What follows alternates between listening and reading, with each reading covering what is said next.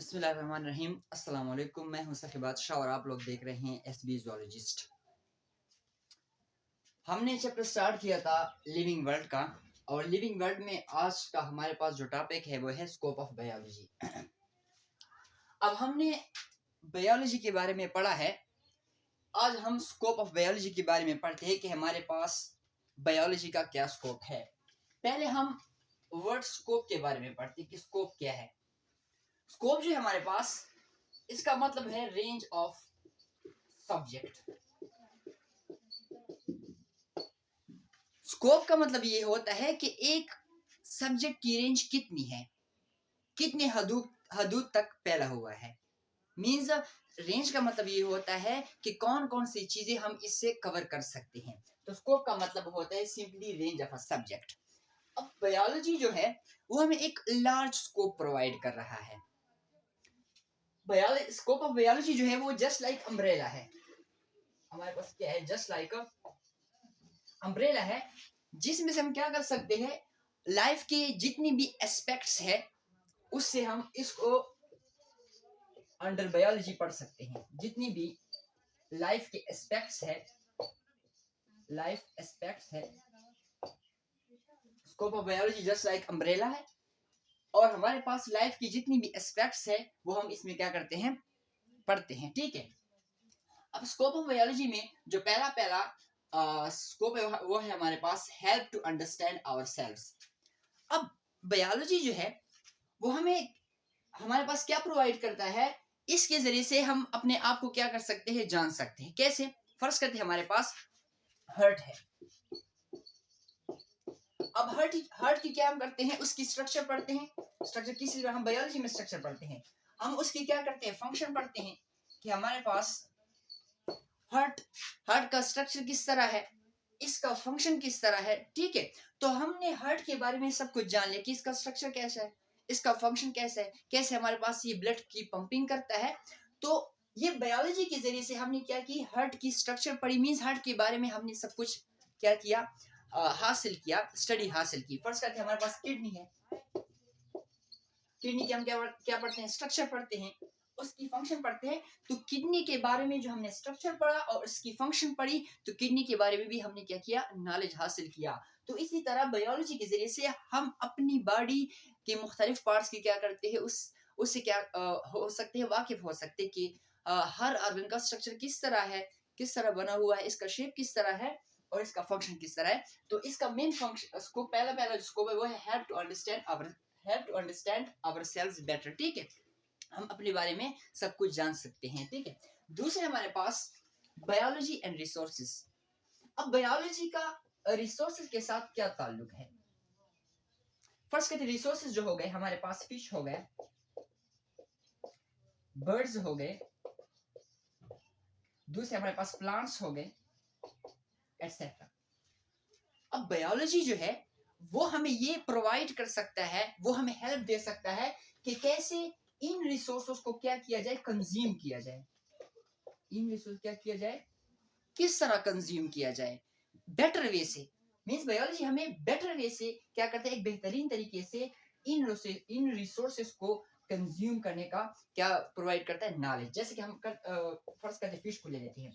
अब बायोलॉजी के जरिए से हम क्या करते हैं कि फिश को कैसे हम कंज्यूम कर सके। फर्स्ट करते हैं फिश को हम पहली बात तो ये कि हम इसको खाते हैं। ठीक है, एज अ फूड इस्तेमाल करते हैं। दूसरा ये है कि हम इससे एक हमारे पास ऑयल है जिसको हम कहते हैं कॉड लिवर ऑयल। ये हम क्या करते हैं, फिश एक फिश से अपटेयर करते हैं। ठीक है, जिसको हम कॉड फिश कहते हैं। अब ये कॉड लिवर ऑयल, ये हमने बायोलॉजी के जरिए से इसकी क्या की, इसको कंज्यूम किया, इससे कॉड लिवर ऑयल एक्सट्रैक्ट किया। और कॉड लिवर ऑयल का हमारे पास एक अहम फंक्शन है। ठीक है, हेल्थ में भी अहम फंक्शन है। ठीक है, और दूसरे डिजीज की ट्रीटमेंट में भी इसका एक अपना एक रोल परफॉर्म कर रहे हैं। तो दूसरा हमारे पास बायोलॉजी एंड रिसोर्सेज। बायोलॉजी हमारे पास ये प्रोवाइड करता है कि कैसे रिसोर्सेज को बेटर तरीके से कंज्यूम किया जाए। ठीक है, ये था दूसरा स्कोप। तीसरा स्कोप है हमारे पास बायोलॉजी एंड लिटरेचर। अब बायोलॉजी का लिटरेचर से क्या ताल्लुक है। ठीक है, लिटरेचर की अगर हम बात करें, बायोलॉजी में कुछ बायोलॉजी जो है ना हमारे पास इसमें प्लांट्स भी आते हैं, एनिमल्स भी आते हैं। अब मुख्तलिफ किस्म के हमारे पास ऐसे ब्यूटीफुल प्लांट्स होते हैं, ब्यूटीफुल प्लांट्स होते हैं, या कुछ ऐसी ब्यूटीफुल एनिमल्स होते हैं, ब्यूटीफुल एनिमल्स होते हैं। इसको देखकर हमारे पास मुख्तलिफ किस्म के जो पोएट्स होते हैं, जो कि अतर्स होते हैं, इन ब्यूटीफुल प्लांट्स से वो क्या होते हैं, इंस्पायर होते हैं। इन ब्यूटीफुल एनिमल से वो इंस्पायर होते हैं और वो अपनी इंस्पायरेशन जो है वो अपनी जो इसको देख लेती है, इसको एक नज्म की शक्ल दे देते हैं, इसको एक किसकी शक्ल देते हैं, एक स्टोरी की शक्ल देते हैं। ठीक है, तो बायोलॉजी का लिटरेचर के साथ ये वाला ताल्लुक है। ठीक है, क्योंकि हमारे पास जितनी भी ब्यूटीफुल प्लांट्स है या ब्यूटीफुल एनिमल्स है, उसको देखकर उनसे इंस्पायर होकर और उनकी ब्यूटी को क्या करते हैं, एक नज्म या एक स्टोरी में क्या करते हैं, कैप्चर करते हैं। स्टडी ऑफ नेचर, चौथे हमारे पास study of nature as a rewarding experience. अब इसका क्या मतलब है? इसका मतलब ये है कि बहुत से हमारे पास ऐसे प्लांट्स हैं, जैसे कि हमारे पास क्या हो गए, रोज हो गया, ग्लोरियोसा हो गया, एस्टर्स हो गए, ये ऐसे प्लांट्स हैं। अब इसका मतलब क्या है? Study of nature as a rewarding experience. हमारे पास इसका मतलब ये है कि प्लांट्स को हम एज ऑर्नामेंटल इस्तेमाल करते हैं। ऑर्नामेंटल का क्या मतलब है? Ornamental purpose. प्लांट्स को जो है, क्योंकि प्लांट्स बायोलॉजी में आते हैं, तो हमारे पास प्लांट्स को जो है, जैसे कि ये वाले रोज हो गए, ग्लोरियोसा, एस्टर, ठीक है, इसको हम एज ऑर्नामेंटल पर्पस के लिए इस्तेमाल करते हैं। ऑर्नामेंटल पर्पस का मतलब ये कि हम डेकोरेशन पर्पस के लिए इस्तेमाल करते हैं। जैसे कि हमारे पास रोज को हम क्या करते हैं, घरों में लगाते हैं ताकि हमारे पास हमारा घर जो क्या हो, खूबसूरत नजर आए। ठीक है, बहुत से हमारे पास ऐसे एनिमल्स हैं, ऐसे एनिमल्स भी है हमारे पास, जैसे कि हमारे पास क्या हो गए, ऑर्नामेंटल फिश हो गए, ऑर्नामेंटल फिश हो गए, या फिर एनिमल्स में हमारे पास हो गए सॉन्ग बर्ड्स हो गए। इन बर्ड्स को हम एज ऑर्नामेंटल इस्तेमाल करते हैं।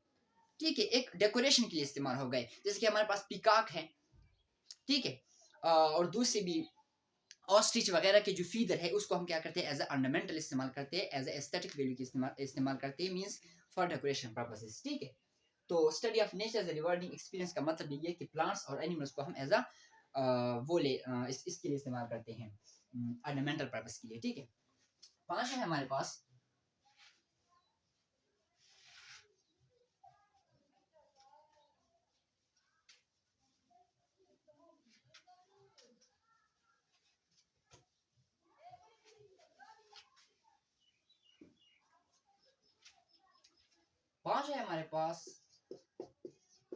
Solving problem, solving problem. अगर प्रेजेंट डे की बात की जाए तो हमारे पास मुख्तलिफ किस्म के प्रॉब्लम्स है। जैसे कि हमारे पास पोल्यूशन हो गया, हमारे पास पॉपुलेशन ग्रोथ हो गया, कुछ डिजीज हो गए, जैसे कि हमारे पास कोरोना वगैरह डिजीज जो हो गए, स्मॉल पॉक्स, मलेरिया। तो बायोलॉजी के जरिए से हम प्रॉब्लम्स को क्या करते हैं, रिकग्नाइज करते हैं कि कौन कौन से प्रॉब्लम्स है हमारे प्रेजेंट डे में, जो मैंने यहाँ पर बताया कि ये वाले प्रॉब्लम्स हैं। तो बायोलॉजी के जरिए से हम पहले प्रॉब्लम को क्या करते हैं, रिकॉग्नाइज करते हैं कि कौन कौन से प्रॉब्लम्स हैं, किस वजह से है, और दूसरी बात ये कि फिर हम उस प्रॉब्लम्स को फिर सॉल्व करते हैं। मीन साइंटिस्ट जो है उन प्रॉब्लम को सॉल्व करने के लिए कुछ मेथड इस्तेमाल करते हैं। फर्स्ट का हमारे पास पोल्यूशन है, एयर पोल्यूशन हो गया, हमारे पास वाटर पोल्यूशन हो गया, या फिर हमारे पास दूसरे लैंड पोल्यूशन हो गया। तो ये पहले वो रिकॉग्नाइज करते हैं कि एयर पोल्यूशन किस चीज की वजह से होता है, वाटर पोल्यूशन किस चीज की वजह से होता है, लैंड पोल्यूशन, पहले उसको रिकॉग्नाइज करते हैं, देन उसकी ट्रीटमेंट, देन उसकी कंट्रोल जो है उसके लिए फिर वो क्या करते हैं, मुख्तलिफ किस्म के मेजर इस्तेमाल करते हैं। ठीक है, तो 5 हमारे पास हो गया सॉल्विंग प्रॉब्लम्स। इससे हम क्या करते हैं, बायोलॉजी के जरिए से हम क्या करते हैं, प्रॉब्लम को सॉल्व करते हैं। ठीक है, 5 है हमारे पास बायोलॉजी, मेडिसिनल वैल्यू।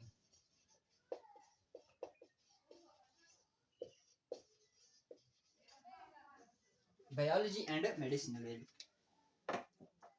हमारे पास बायोलॉजी के जरिए से, मींस बायोलॉजी में मैंने कहा कि प्लांट्स भी आते हैं और एनिमल्स भी आते हैं, तो इन प्लांट्स और एनिमल से हम क्या करते हैं, मेडिसिन भी प्रिपेयर करते हैं।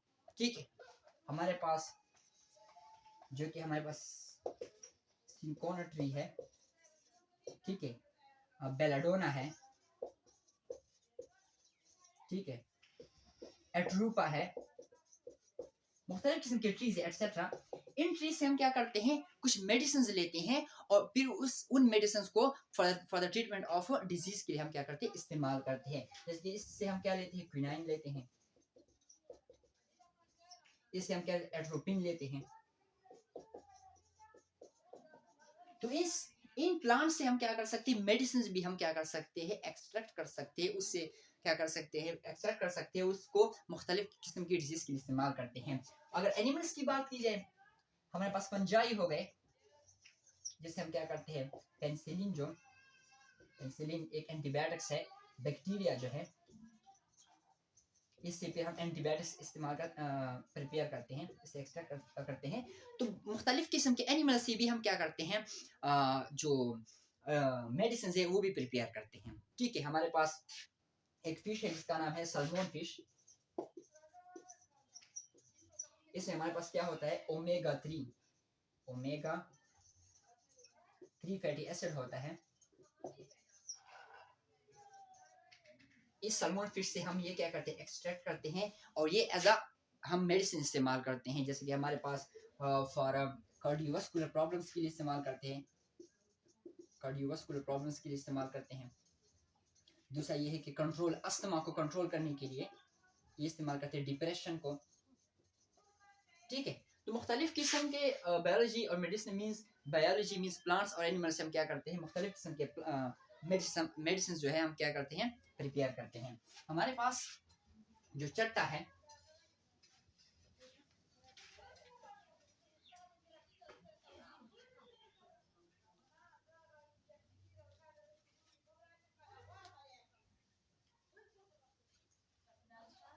वो है हमारे पास बायोटेक्नोलॉजी।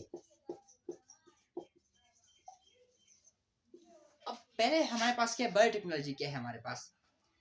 बायोटेक्नोलॉजी जब हम किसी ऑर्गेनिज्म को ह्यूमन वेलफेयर के लिए इस्तेमाल करते हैं, उसको हम कहते हैं biotechnology. Use of living organism for benefit या for welfare of human being.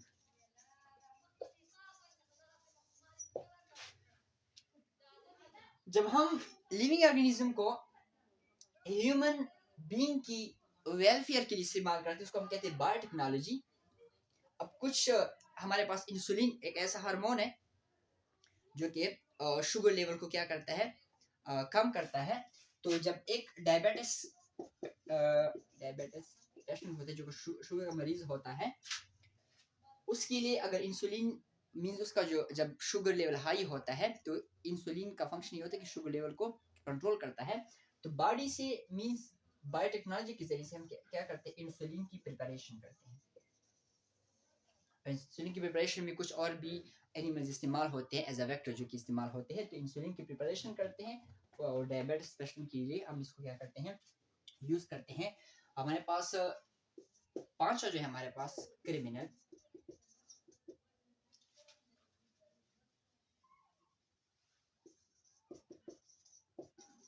अब इसका मतलब ये कि बहुत सी जो क्रिमिनल्स बहुत सी जो जराइम के वाकयात होते हैं हमारे पास, अब इसको ढूंढने के लिए हम क्या करते हैं, डीएनए एनालिसिस करते हैं।